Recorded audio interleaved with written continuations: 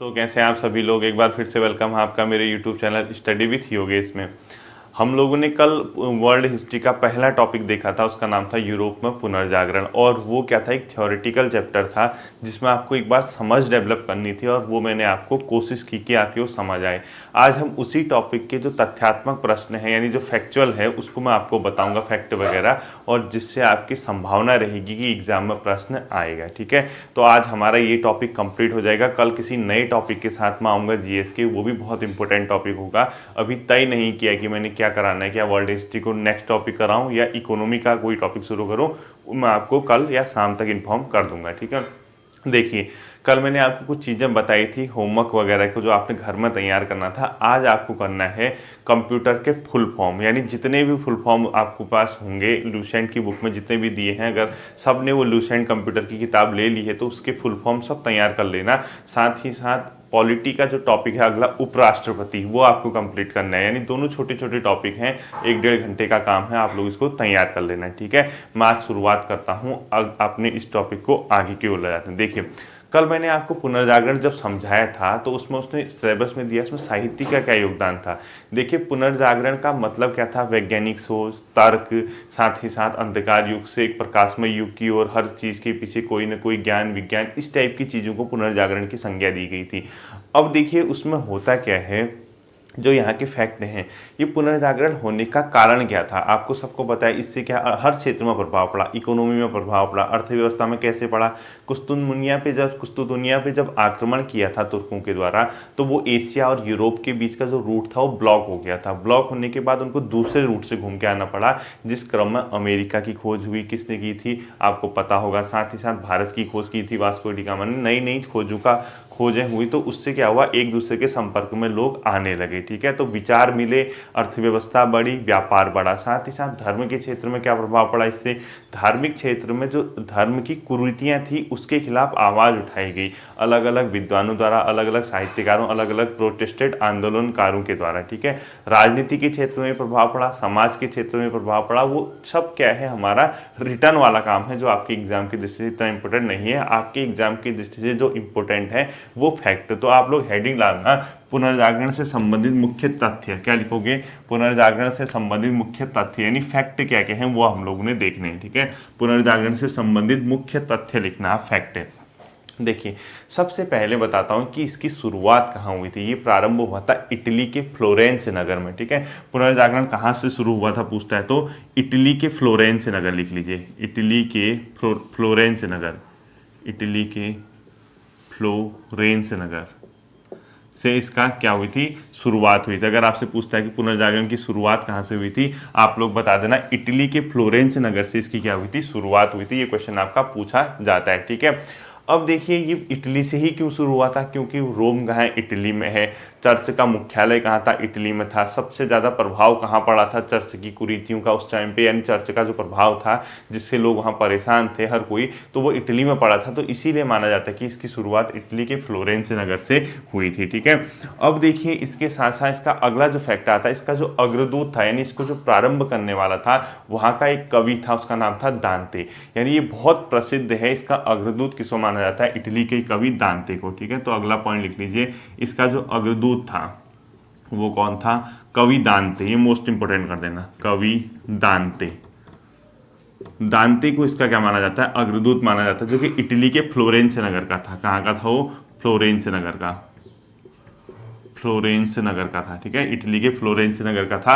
अग्रदूत किसको माना जाता है, कवि दांते को माना जाता है। इसकी क्या थी, एक कृति थी, एक इसका काव्य था जो बहुत फेमस है, उसका नाम था डिवाइन कॉमेडी। यानी डिवाइन कॉमेडी किसकी है पूछता है, आप लोग बता देना, दांते की है। और उसमें इसने क्या किया था, एक प्रकार की स्वर्ग और नरक, यानी स्वर्ग और नरक की अपने आप में काल्पनिक यात्रा का इसने वर्णन किया था। तो इसकी एक काव्य ही मोस्ट इंपोर्टेंट है, इसकी एक काव्य रचना है, उसका नाम था डिवाइन कॉमेडी। डिवाइन कॉमेडी, यानी डिवाइन कॉमेडी किसकी है, अगर आपसे पूछता है आप लोग सीधे सीधे बता देंगे किसकी है, कवि दांते की है। और इसमें इसने किस चीज़ का वर्णन किया है, स्वर्ग और नर्क की काल्पनिक यात्रा का इसने वर्णन किया है। क्या किया इसमें, स्वर्ग प्लस नर्क की काल्पनिक यात्रा का वर्णन, स्वर्ग प्लस नरक की काल्पनिक यात्रा का वर्णन। काल्पनिक यात्रा का वर्णन किया है। ठीक है, काल्पनिक यात्रा का वर्णन, यात्रा का वर्णन इसमें इसने किया हुआ है, कवि दांते की, ये याद रखना। अब देखिए इसके अलावा इसी इटली में बहुत से क्या हुए थे, अलग अलग विचारक हुए थे, अलग अलग काव्य से संबंधित हुए थे, अलग अलग चित्रकला से संबंधित हुए थे। उनमें से एक और नाम था, उसका नाम था पेट्रार्क। पेट्रार्क भी इटली का था, जिसको क्या कहा जाता है, मानवतावाद का संस्थापक कहा जाता है। किसको कहा जाता है, पेट्रार्क को मानवतावाद का संस्थापक। तो पेट्रार्क कौन था, मानवतावाद का संस्थापक, लिख लीजिए अगला पॉइंट, पेट्रार्क को कहा जाता है। ठीक है, तो अग्रदूत कवि दांते था और पेट्रार्क कौन था, यहीं का मानवतावाद का संस्थापक। एक नाम लिख लीजिए आप, पेट्रार्क। पेट्रार्क को क्या कहा जाता था, मानवतावाद का संस्थापक, मानववाद का संस्थापक, मानववाद का संस्थापक किसको कहा जाता था, पूछा जाता था, पेट्रार्क को। अब आप लोग कहोगे सर ये चीजें उससे कैसे लिंक करते पुनर्जागरण से। देखिए जब कोई चीज होती है, कोई साहित्यिक कृति होती है, कोई काव्य लिखा जाता है, कोई चित्रकला बनाई जाती है, कोई मूर्ति कला बनाई जाती है, वो कोई ना कोई मैसेज देती है। यानी मैसेज का मतलब आपके विचारों को टटोलती है। यानी कलाकार अगर कोई कृति बनाता है तो कोई ना कोई उसका संदेश जाता है, चाहे प्राकृतिक सौंदर्य को लेके जाए, चाहे धार्मिक चीज उसे लेके जाए, कहीं ना कहीं उसका कोई ना कोई मीनिंग होता है। जब इस टाइप की चीजें हुई तो इसने कोई ना कोई संदेश दिया है कि आप किस युग में जी रहे हैं, आप कितने अंधकारमय जीवन में जी रहे हैं। तो इसीलिए उसने पेपर में आपके सिलेबस में लिखा है कि इनका क्या योगदान था। ठीक है, तो अग्रदूत पूछेगा, कवि दांते काव्य, डिवाइन कॉमेडी, स्वर्ग प्लस नरक की काल्पनिक यात्रा का इसमें वर्णन किया है। इसी दांते की एक और कृति है, उसका नाम है न्यू लाइफ। ठीक है, तो इसमें एक और लिख लीजिए,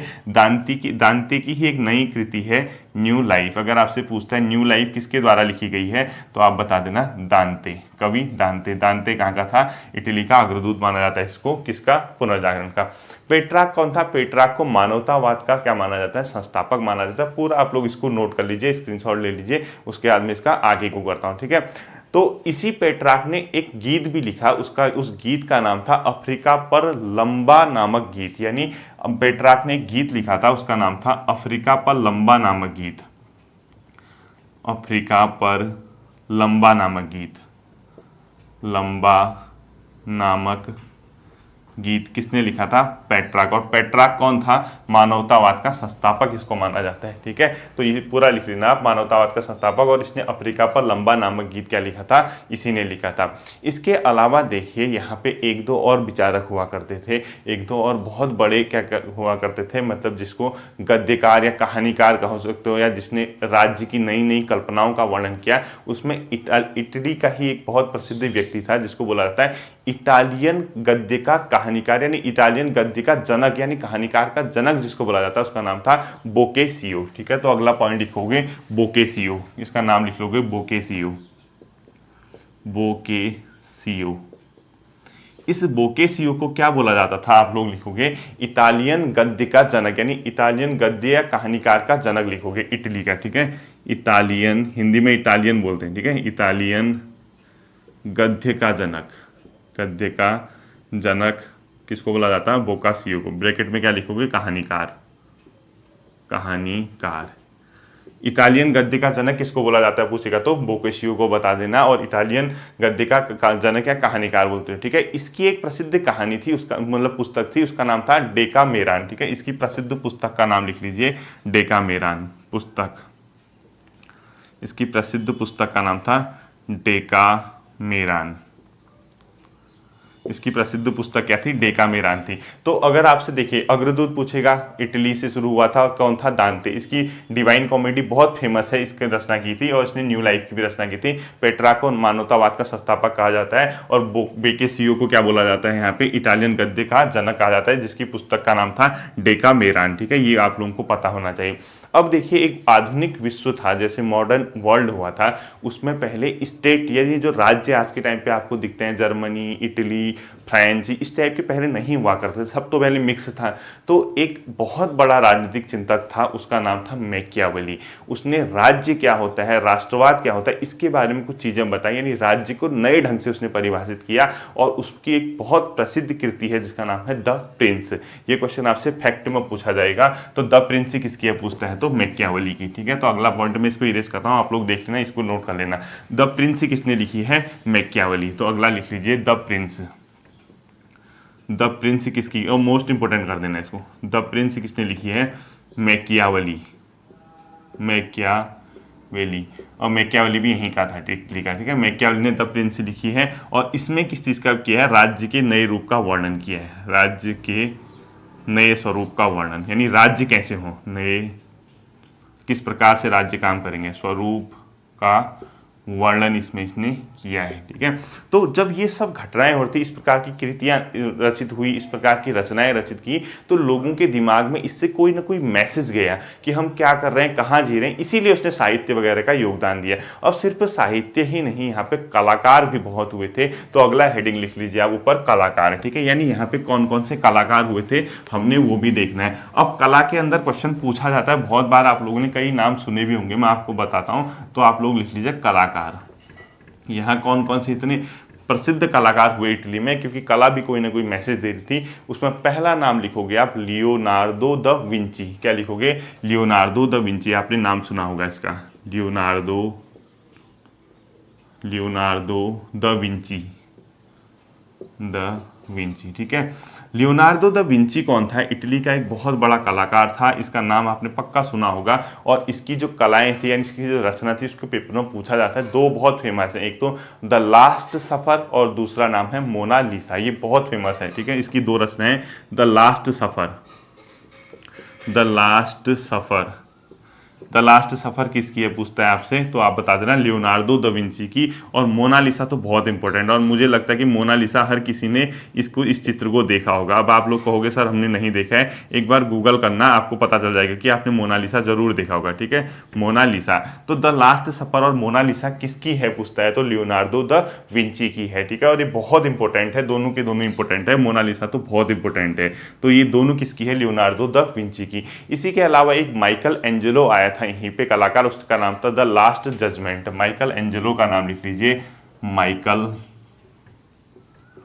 एंजेलो। इसकी जो कृति थी उसका नाम था the last judgement, the last judgement. The last judgement किसकी है, माइकल एंजेलो की। ये भी बहुत फेमस है, तो आप लोग लिख लीजिए the last judgement Michelangelo की है। और द फॉल ऑफ मैन भी इसी ने लिखी है, ठीक है। The fall of man, the fall of man, ये किसकी है, दोनों की दोनों, ये माइकल एंजेलो की है। तो लियोनार्दो द विंची की और माइकल एंजेलो की दोनों कृतियां आपको पता होनी चाहिए। तीसरा था यहाँ पे एक राफेल, वो भी एक इसी प्रकार का कलाकार था, और राफेल ने जो कृति की रचना की उसका नाम था मेडोना का चित्र बनाया था उसने। अब मेडोना कौन था, जो जीसस क्राइस्ट है उसकी माँ थी, ठीक है। तो राफेल का नाम लिख लीजिए तीसरा, राफेल। इसने काहे का चित्र बनाया था, मेडोना का चित्र बनाया था। अब मेडोना कौन थी पूछोगे, तो मेडोना जो थी जीसस क्राइस्ट की माँ थी, तो इसको लिख लीजिए मेडोना का चित्र बनाया था, मेडोना का चित्र। और ये मेडोना कौन थी, जीसस क्राइस्ट की माँ थी, ठीक है, जीसस क्राइस्ट की माँ, क्राइस्ट की माँ।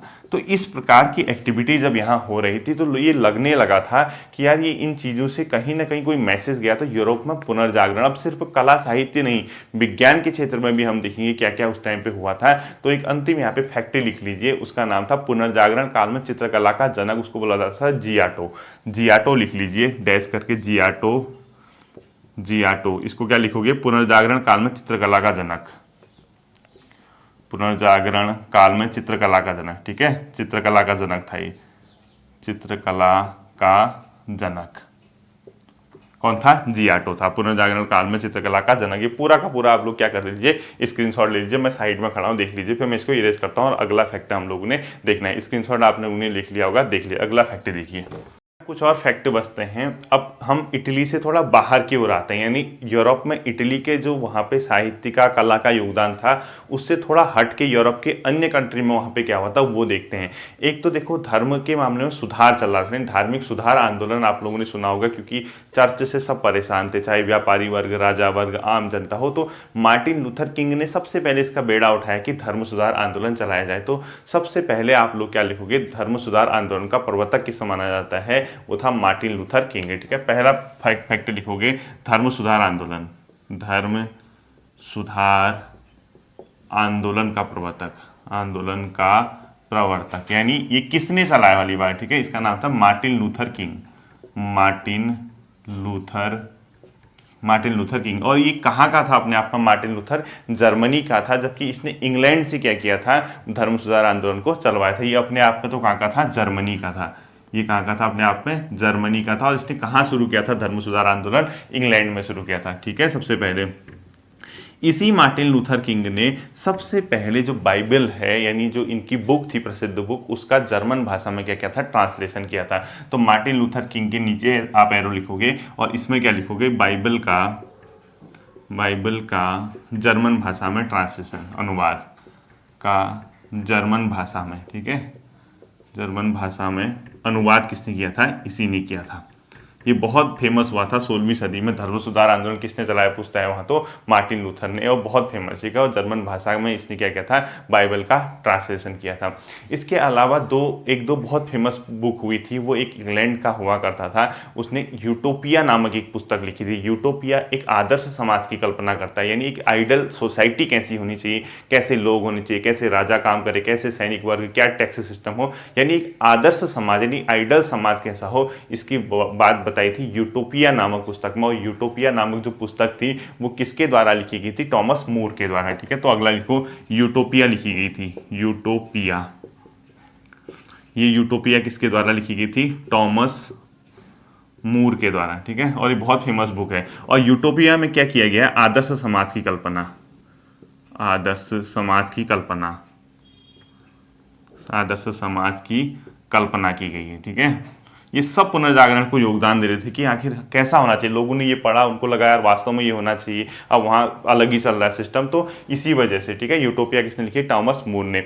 एक व्यक्ति हुआ करता था इरासमन, वो था हॉलैंड का। इरासमन ने एक बहुत प्रसिद्ध कृति की, उसका नाम था द फ्रेज ऑफ फॉली। क्या लिखोगे? द फ्रेज ऑफ फॉली किसने लिखी है? The phrase of folly, the phrase of folly, ये किसने लिखी है? इरासमन ने लिखी है। ठीक है, इरासमन, इरासमन। और जो इरासमन था ये कहाँ का था? अपने आप में हॉलैंड का था,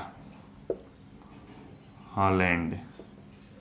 ठीक है, द फ्रेज ऑफ फॉली किसने लिखी है? इरासमन ने। और ये कहाँ का था? हॉलैंड का था। अब आप सभी लोगों ने एक बहुत बड़े इंग्लिश के कवि टाइप के, मान के चलिए कवि थे, उनका नाम था शेक्सपियर। उनकी बहुत प्रसिद्ध कृति थी जिसका नाम था रोमियो एंड जूलियट। तो रोमियो एंड जूलियट किसने लिखी है? शेक्सपियर ने लिखी है। ठीक है, रोमियो एंड जूलियट।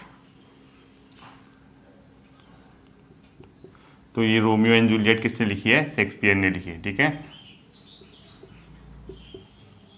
ये भी आपको पता होना चाहिए, ये क्वेश्चन भी कभी कभी हो सकता है कि पूछ दे। रोमियो एंड जूलियट किसने लिखी है? शेक्सपियर ने लिखी है। ठीक है, ये ध्यान रखना थोड़ा सा। शेक्सपियर ने क्या लिखी है? रोमियो एंड जूलियट लिखी है। अब देखिए इसके अलावा एक जैसे यहाँ पे और चीज़ें थी जो प्रैक्टिकल, यानी साइंस का प्रैक्टिकल, यानी प्रयोगात्मक विज्ञान का जो जनक कहा जाता था वो किसको कहा जा सकता था? ये भी पूछा जा सकता है। उसका नाम था रोजर बेकर। तो अगला पॉइंट लिख लीजिए, रोजर बेकर, रोजर बेकर। ये इनको क्या कहा जाता था? जो प्रयोगात्मक विज्ञान था, यानी प्रैक्टिकल जो साइंस होता था उसका जनक, प्रयोगात्मक विज्ञान का जनक, विज्ञान का जनक कहा जाता था। ठीक है, विज्ञान का जनक किसको कहा जाता था आपसे पूछता है तो? रोजर बेकर को। रोमियो एंड जूलियट किसने लिखी है पूछता है तो? शेक्सपियर ने। आदर्श समाज की कल्पना किसमें की गई है? यूटोपिया में। यूटोपिया किसने लिखी है? टॉमस मूर के द्वारा। द फ्रेज ऑफ फॉली किसने लिखी है? इरासमन ने। बाइबल का जर्मन भाषा में अनुवाद किसने किया? मार्टिन लूथर ने। जर्मन धर्म सुधार आंदोलन का प्रवर्तक किसको माना जाता है? आपका ये इसको किसको? मार्टिन लूथर किंग को। ठीक है, अब देखिए पहले के टाइम पे कोई, जैसे ये आप स्क्रीनशॉट ले लीजिए, पहले के टाइम पे कोई भी इस प्रकार का आप मतलब साइंस वगैरह कोई लॉजिक वगैरह नहीं चलता था। तो ये मान लिया जाता था कि जो पृथ्वी है उसके चारों ओर ग्रह घूमते हैं, ऐसा माना जाता था। यानी सौरमंडल जो हमारा है उसके सेंटर पे किसको माना जाता था? पृथ्वी को। होता कौन था वास्तव में? सूर्य होता था, जबकि सूर्य के चारों ओर कौन चक्कर लगाते थे? ग्रह लगाते थे। तो इसका सबसे पहले किसने खंडन किया कि नहीं, पृथ्वी नहीं होती है केंद्र में बल्कि सूर्य होता है? यानी सबसे पहले इस बात का खंडन किसने किया कि जो सूर्य है वो सौरमंडल के केंद्र में है, न कि पृथ्वी। तो वो करने वाले कौन थे? कोपरनिकस। और कोपरनिकस था पोलैंड का। तो लिख लीजिए, पृथ्वी सौरमंडल के केंद्र में, इसका सबसे पहले खंडन किसने किया? पृथ्वी सौरमंडल के केंद्र में, सौरमंडल के केंद्र में है। ठीक है, केंद्र में, इसका सबसे पहले खंडन, इसका सबसे पहले खंडन मतलब सब लॉजिक चलने लग गया, ठीक है, सब विज्ञान आगे आ गया, तभी पुनर्जागरण होता है। सबसे पहले खंडन, ये किसने किया था? कोपरनिकस ने, कोपरनिकस। और कोपरनिकस कहाँ का था? पोलैंड का था, पोलैंड का था, ठीक है। कोपरनिकस ने सबसे पहले किसका खंडन किया कि पृथ्वी जो है सौरमंडल के केंद्र में होती है, इसको अपोज किया, उसने कहा नहीं ऐसा नहीं होता, और किसने किया था? कोपरनिकस ने। और इसी की बात का समर्थन किया गैलीलियो ने। गैलीलियो कौन था? एक खगोल शास्त्री था जिसने दूरबीन का आविष्कार किया था, ठीक है। तो इसका समर्थन लिख लीजिए, डैश करना, इसका इस बात का समर्थन कौन कर रहा था, ठीक है, वो कौन था समर्थन? गैलीलियो। और गैलीलियो कौन था? एक खगोल शास्त्री था, खगोल विज्ञान होता है ना, खगोल शास्त्री था। और इस गैलीलियो ने क्या किया था? दूरबीन का आविष्कार किया था, दूरबीन का आविष्कार किसने किया था? गैलीलियो ने किया था, ठीक है। तो ये याद रखना इस चीज को, गैलीलियो ने दूरबीन का आविष्कार किया था। अब जो आता है, ये सबसे पहले किसने बताया था कि ग्रह सूर्य के चारों ओर चक्कर लगाते हैं? उनका नाम था केपलर। केपलर कौन थे? जर्मनी के थे, ठीक है। तो सबसे अगला पॉइंट लिख लीजिए, ग्रह यानी साइंस के क्षेत्र में क्या हो रहा है, देखिए, ग्रह सूर्य के चारों ओर चक्कर लगाते हैं, ये सबसे पहले किसने बताया? तो केपलर ने। ग्रह सूर्य के चारों ओर चक्कर लगाते हैं, ठीक है, चारों ओर, यानी ग्रह जो है सन के चारों ओर घूमते हैं, ये सबसे पहले किसने बताया? ये केपलर ने। किसने बताया था? केपलर ने। केपलर के रूल भी पढ़े होंगे बहुत से लोगों ने साइंस में। केपलर ने सबसे पहले क्या बताया था कि ग्रह सूर्य के चारों ओर चक्कर लगाते हैं, जबकि इस बात का खंडन सबसे पहले किसने किया था कि जो पृथ्वी है वो सौरमंडल के केंद्र में, वो किया था कोपरनिकस ने। लेकिन ग्रह सूर्य के चारों ओर चक्कर लगाते हैं, यानी ये रूल किसने बताया था? सबसे पहले केपलर ने बताया था, अपने गणितीय सिद्धांत के आधार पर। साथ ही साथ न्यूटन ने विज्ञान के क्षेत्र में गुरुत्वाकर्षण का नियम दिया, उसने लॉजिक लगाया कि गिर रहा है तो नीचे क्यों गिर रहा है, ये आप सब जानते हैं। अब बताइए, धर्म सुधार आंदोलन आपको पता चल गया, धर्म सुधार आंदोलन का प्रवर्तक कौन था। अब इसी में एक क्वेश्चन आता है, धर्म सुधार आंदोलन का प्रातःकालीन तारा किसको कहा जाता है? अगर आपसे पूछता है, उसका नाम था जॉन विक्लिफ। तो अगला पॉइंट लिखोगे आप, जॉन विक्लिफ, यानी जॉन विक्लिफ थे एक, जॉन विक्लिफ, इसको कहा जाता था धर्म सुधार आंदोलन का प्रातःकालीन तारा, धर्म सुधार आंदोलन का प्रातःकालीन तारा, ठीक है, प्रातःकालीन तारा, प्रातःकालीन तारा किसको कहा जाता था? आपका जॉन विक्लिफ को कहा जाता था। इसको आप लोग ध्यान रखना कि इसको ये कहा जाता था जॉन विक्लिफ को। अब देखिए, एक और चीज यहाँ पे है, जैसे मतलब ये हमने सब चीजें देखा, तो इसमें प्रशांत महासागर आपने सुना होगा, क्योंकि जब भौगोलिक खोज हो रही थी, नए नए मार्गों को खोजा जा रहा था पुनर्जागरण काल में, तो प्रशांत महासागर का नामकरण किसने किया था? वो मैगलन था। और वो मैगलन प्रथम व्यक्ति था जिसने समुद्री मार्ग से पूरे विश्व का क्या किया था? भ्रमण किया था। यानी समुद्री मार्ग से विश्व का भ्रमण करने वाला कौन था? मैगलन। तो अगला पॉइंट लिख लीजिए, समुद्री मार्ग से विश्व भ्रमण करने वाला पहला व्यक्ति से विश्व भ्रमण किसने किया था? सबसे पहले मैगलन। ये बहुत इंपॉर्टेंट है, पेपर में आता है। मैगलन ने क्या किया था? समुद्री मार्ग से सबसे पहले विश्व का भ्रमण किया था, और इसी मैगलन ने प्रशांत महासागर का नामकरण किया था, प्रशांत महासागर का नामकरण, ठीक है। ये आप लोगों के क्या हो गए? इतने फैक्ट हो गए। अब कुछ और फैक्ट आप लोगों के बचते हैं, वो मैं आपको कराऊंगा। देखिए, ये हमारा कंप्लीट हो गया लगभग, ठीक है। ये अब 2-4 फैक्ट और बचते हैं, आप लोग लिख लीजिए अन्य महत्वपूर्ण तथ्य। कि कुछ और फैक्ट है, जिसमें से मुझे व्यक्तिगत तौर पे जो लास्ट वाला फैक्ट बताऊंगा आउट ऑफ सिलेबस, वो लगता है कि कभी ना कभी पेपर में पूछेगा और आपको मजा भी आ जाएगा सुन के कि हाँ ऐसा भी कुछ होता है, ठीक है। तो ये 2-4 फैक्ट पहले ये लिख लो, उसके बाद लास्ट वाला जो बताऊंगा, जिसको मोस्ट इंपोर्टेंट कर देना कहूँगा, पेपर में नहीं भी आएगा तो आपकी नॉलेज के लिए बहुत इंपॉर्टेंट है चीज़ है, ठीक है। एक तो आप ये लिख लीजिए, द मोनार्च किसने लिखी है? ये है मैकियावेली की। मैकियावेली में छूट गया था ना, जहाँ पे प्रिंस बता रहा था मैं, द प्रिंस मैकियावेली की, ठीक है। The monarch. एक लिख लीजिए आप, वेल्थ ऑफ नेशन, यानी राष्ट्र की संपत्ति, ये बहुत इंपॉर्टेंट है, wealth of nation, wealth of nation. ये है एडम स्मिथ की, एडम स्मिथ।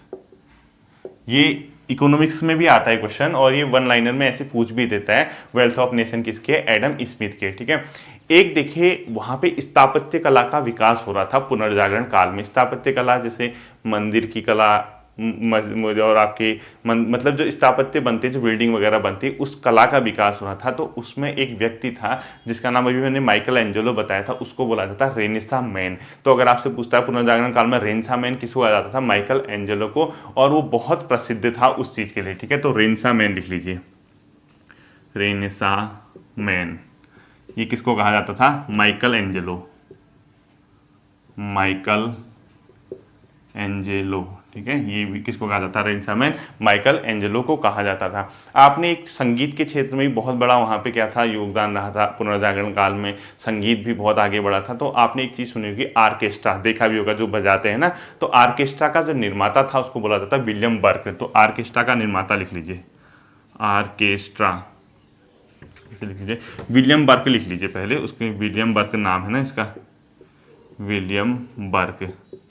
विलियम बर्क ने किसकी स्थापना की थी? जो संगीत के क्षेत्र में आपका ऑर्केस्ट्रा दिखता है। ठीक है, ऑर्केस्ट्रा, ऑर्केस्ट्रा का क्या क्या था? निर्माण किया था विलियम बर्क ने किया था। एडम स्मिथ की पता है। और लास्ट इसका जो फैक्ट है इस सीरीज का, उसमें बोलते हैं शक्ति पृथक्करण का सिद्धांत, सेपरेशन ऑफ पावर। जैसे कार्यपालिका, न्यायपालिका और विधायिका सुनी होगी आपने, यानी एग्जीक्यूटिव, लेजिस्लेटिव एंड जुडिशरी। इन तीनों की अलग अलग क्या होनी चाहिए?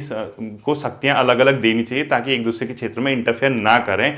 तो वो सबसे पहले जो सिद्धांत दिया था, वो क्वेश्चन भी आता है, वो दिया था आपको मॉन्टेस्क्यू ने। और इसी शक्ति पृथक्करण के सिद्धांत के बाद हम देखेंगे अमेरिका की क्रांति में मॉन्टेस्क्यू का जो ये शक्ति पृथक्करण का सिद्धांत था, यानी पावर, सेपरेशन ऑफ पावर, वो वहाँ उसके संविधान को कैसे प्रभावित करता है। तो अभी तो सिर्फ फैक्ट लिख लीजिए, शक्ति पृथक्करण का सिद्धांत, शक्ति पृथक्करण का सिद्धांत, इसको इंग्लिश वाले लिख लेना, सेपरेशन ऑफ पावर। यानी सेपरेशन ऑफ पावर का मतलब हुआ किस किस में पावर का सेपरेशन होना चाहिए, बंटना चाहिए, जुडिशरी और आपका लेजिस्लेटिव और एग्जीक्यूटिव, कार्यपालिका, विधायिका और न्यायपालिका। ठीक है, इनमें शक्ति पृथक्करण का सिद्धांत जो दिया था वो किसने दिया था? मोस्ट इंपोर्टेंट कर देना, पेपर में आता है आपका। ठीक है, किसने दिया था? मॉन्टेस्क्यू ने। किसने दिया था? मॉन्टेस्क्यू।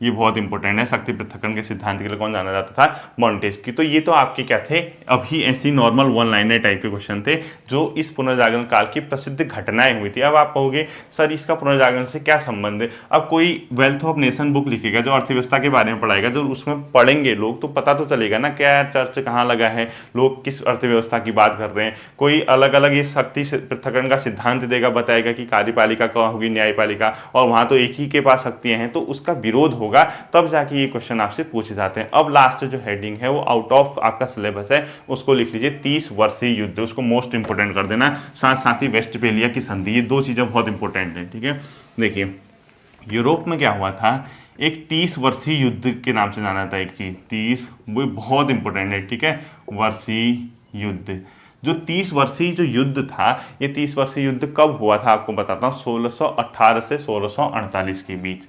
1618 से 1648, 1618 से 1648 तक एक 30 वर्षीय युद्ध चला था यूरोप में। ये किसके बीच चला था? जो आपको रोमन कैथोलिक चर्च बताया मैंने, चर्च के बीच, और जो प्रोटेस्टेंट जो आंदोलन कर रहे थे, यानी जो चर्च की शक्तियों को कम करना चाहते थे, चर्च से जो नाखुश थे, उन दो ग्रुपों के बीच एक धार्मिक युद्ध प्रारंभ हुआ था जिसको बोला जाता है 30 वर्षीय युद्ध। तो ये अपने आप में प्रारंभ कब हुआ था, किस किस के बीच हुआ था? Roman Catholic church, Roman Catholic church व प्रोटेस्टेंट आंदोलन, प्रोटेस्टेड। अब प्रोटेस्टेंट बताया था मैंने आपको कल लास्ट क्लास में बताया था कि जो ये रोमन कैथोलिक चर्च की शक्तियों को क्या करना चाहते थे? कम, यानी प्रोटेस्टेंट शक्तियों के बीच हुआ था। ठीक है, प्रोटेस्टेंट शक्तियों के बीच। अभी देखना, आपको बहुत नई चीज सिखाऊंगा मैं, मजा आ जाएगा आपको सुन के, भले ही पेपर में आए ना आए, लेकिन कम से कम एक नॉलेज तो होना चाहिए ना। ये एक 30 वर्षीय युद्ध चला था जो स्टार्टिंग में प्रारंभ किसका था? एक प्रकार का धार्मिक युद्ध था। प्रारंभ कैसे हुआ था? धार्मिक युद्ध के रूप में। ठीक है, धार्मिक युद्ध, लेकिन इसका जो समापन हुआ वो गैर धार्मिक में हुआ। ठीक है, एंड किस रूप में हुआ है? गैर धार्मिक रूप में। एंड कैसे हुआ है? गैर धार्मिक युद्ध के रूप में। ठीक है, और इसको जो एंड करने का श्रेय जाता है उस संधि का नाम लिख लीजिए वेस्टफेलिया की संधि। मुझे व्यक्तिगत तौर पे लगता है कहीं ना कहीं कभी ना कभी दिखेगा ये क्वेश्चन। एक तो कुस्तुन दुनिया पे आक्रमण वाला, एक वेस्टफेलिया की संधि कभी ना कभी किसी न किसी एग्जाम में आपका आ सकता है, ठीक है। तो ये इसका जो समापन होता है उसको आप लोगों ने इसको नोट कर लिया होगा, इसके नीचे लिख लेना इस युद्ध का समापन वेस्टफेलिया की संधि से होता है। इसको मोस्ट इंपोर्टेंट कर देना, वेस्टफेलिया की संधि, वेस्टफेलिया की संधि। और ये वेस्टफेलिया की जो संधि थी ये हुई थी आपका 1648 में, मोस्ट इंपोर्टेंट है, ठीक है। 1648 में वेस्टफेलिया की संधि से 30 वर्षीय यूरोप में युद्ध जो हुआ था वो समाप्त हुआ था। वेस्टफेलिया की संधि कब हुई थी? 1648 में। अब आप कहोगे सर इसमें क्या नई चीज़ है जो आप हमें बताने जा रहे हैं, क्या इसमें है? इस संधि से ही वर्तमान राष्ट्र यानी वर्तमान जो विश्व दिख रहा है उसकी नींव पड़ी थी। ये मील का पत्थर थी ये संधि। इसी के कारण आज आपको अंतर्राष्ट्रीय स्तर ऐसा देखने को मिलता है। इसमें क्या क्या हुआ था पॉइंट भी देखना। एक तो सबसे पहला पॉइंट लिखो इसमें, आधुनिक राज्य प्रणाली स्थापित हुई थी कि राज्य कैसे होने चाहिए, ठीक है। आधुनिक यानी अलग अलग राज्य होंगे इस टाइप का, आधुनिक राज्य प्रणाली। राज्य का मतलब यूपी से नहीं है, ठीक है, यूपी उत्तराखंड नहीं है। राज्य का मतलब कि उसकी अपनी अर्थव्यवस्था होगी, उसके अपने लोग होंगे, उसकी अपनी सीमा होंगी। इस टाइप की जो मतलब थ्योरी बनी थी वो वेस्टफेलिया की संधि से, आधुनिक राज्य प्रणाली की नींव, पहला पॉइंट। दूसरा पॉइंट मोस्ट इंपोर्टेंट देखना, इसमें पॉइंट क्या है, इसी से क्या हुआ था, अंतर्राष्ट्रीय समानता स्थापित हुई थी। अब बताता हूं क्या होगा अंतर्राष्ट्रीय समानता। अब आप कहोगे सर अंतर्राष्ट्रीय समानता क्या मतलब है? देखिए अंतर्राष्ट्रीय समानता के दृष्टि से ये मील का पत्थर था। इसमें क्या हुआ था, खुद सोचिए, एक अमेरिका बहुत शक्तिशाली कंट्री है, उसके सामने पाकिस्तान, नेपाल क्या है, भूटान क्या है, देखिए। लेकिन अगर अंतर्राष्ट्रीय मंच पे आएंगे तो दोनों को इक्वल माना जाएगा। आपने देखा होगा अभी भी अगर दो राष्ट्र अगर मिलते हैं, सपोज भूटान और अमेरिका मिल रहे हैं, तो वो एक मंच पे बैठते हैं, आपने देखा होगा, उसमें कोई भेदभाव नहीं किया जाता। वो इसी संधि का परिणाम था कि अंतर्राष्ट्रीय स्तर पर सभी देशों को समान माना जाएगा, चाहे आप कितने पावरफुल हो। किसी राष्ट्र को अगर अंतर्राष्ट्रीय राष्ट्र का दर्जा मिल गया तो वो आपकी इक्विवेलेंट माना जाएगा, आपको उसको समान क्या देना पड़ेगा, हक देना पड़ेगा। आप एक ही मंच पे इक्वल रहोगे। ऐसा नहीं कि आप शक्तिशाली राष्ट्र हैं, आप ऊपर बैठो, जो दूसरा है वो जमीन पे बैठे, ऐसा बिल्कुल नहीं होगा। आपने देखा होगा अंतर्राष्ट्रीय समानता इसी की देन है। तीसरा जो पॉइंट है इसी में वेस्टफेलिया की संधि में, वो जो पॉइंट था, इससे अंतर्राष्ट्रीय कूटनीति की शुरुआत हुई थी। क्या लिखोगे? कूटनीति की शुरुआत। कूटनीति की शुरुआत मतलब जो आपने देखा होगा कूटनीति चलती है अपने फायदे के लिए, जो चलता है अंतर्राष्ट्रीय स्तर में, कूटनीति, डिप्लोमेसी जिसको बोलते हैं, उसकी शुरुआत यानी कूटनीति की शुरुआत लिख लीजिए, शुरुआत, ठीक है। ये सब इसी संधि की देन है। इसके अलावा एक और पॉइंट हुआ था, इसमें क्या था, शक्ति संतुलन का सिद्धांत आया था। अब बताता हूं शक्ति संतुलन क्या होता है। शक्ति संतुलन की शुरुआत, शक्ति संतुलन की शुरुआत, ठीक है। अब आप कहोगे सर ये क्या होता है? देखिए अगर कोई राष्ट्र है, सपोज भारत और पाकिस्तान का एग्जाम्पल देते हैं, यहां मैंने इंडिया पकड़ा, यहां आपने पाकिस्तान पकड़ा, ठीक है। अब बताइए इंडिया और पाकिस्तान के बीच लड़ाई होती है तो आपको पता है कि कौन जीतेगा, स्वाभाविक सी बात है, बताने की जरूरत है नहीं, क्योंकि कौन पावरफुल है खुद जानते हैं। इसके साथ अमेरिका सपोर्ट के लिए आता है इंडिया के साथ, ठीक है। अब पाकिस्तान कमजोर पड़ गया क्योंकि अमेरिका बहुत स्ट्रांग कंट्री है इंडिया के साथ, तो उसको बैलेंस करने के लिए कोई अन्य राष्ट्र यानी चीन के रूप में इसके साथ आ जाएगा। इसी को बोला जाता है शक्ति संतुलन। जब कोई मजबूत राष्ट्र किसी कमजोर राष्ट्र पे ऊपर अटैक करना चाहता है या ऊपर उसके हावी होना चाहता है, तो कमजोर राष्ट्र के साथ कोई ऐसा राष्ट्र आ जाता है साथ उसके जो शक्ति को संतुलित कर दे, यानी बैलेंस कर दे। वो इसी संधि की देन थी, शक्ति संतुलन की शुरुआत हुई थी। आपने तभी देखा होगा कोई ना कोई अगर कमजोर राष्ट्र होता है उसके साथ कोई स्ट्रांग राष्ट्र खड़ा हो जाता है, दूसरी साइड से दूसरा स्ट्रांग राष्ट्र खड़ा हो जाएगा, तो शक्ति को संतुलित किया जाता है। और अंतिम पॉइंट, अंतर्राष्ट्रीय विधि निर्माण की शुरुआत। विधि निर्माण की शुरुआत लिख लीजिए, अंतर्राष्ट्रीय विधि निर्माण, अंतर्राष्ट्रीय विधि निर्माण की शुरुआत, ठीक है। विधि निर्माण की शुरुआत लिख लीजिए, इसी से हुई थी वेस्टफेलिया की संधि। अब आपको इतना कुछ नहीं पढ़ना, आपको वेस्टफेलिया की संधि कब हुई थी 1648 में पता होना चाहिए। आधुनिक राज्य प्रणाली की नींव, अंतर्राष्ट्रीय समानता, कूटनीति की शुरुआत, शक्ति संतुलन की शुरुआत और अंतर्राष्ट्रीय विधि निर्माण की से शुरुआत हुई थी। पूरा स्क्रीनशॉट ले लीजिए। उम्मीद करता हूँ पुनर्जागरण और साहित्य का योगदान वाला जो टॉपिक आपके समझ आया होगा। आपका काम इसको अच्छे से तैयार करना है, साथ ही साथ विकिपीडिया की हेल्प लीजिए, लूसेंट वगैरह में जो भी दे रखा है उसकी हेल्प लीजिए, आपका ये टॉपिक कंप्लीट होता है। फिर मिलता है अगले सेशन में, ध्यान रखिए, थैंक यू।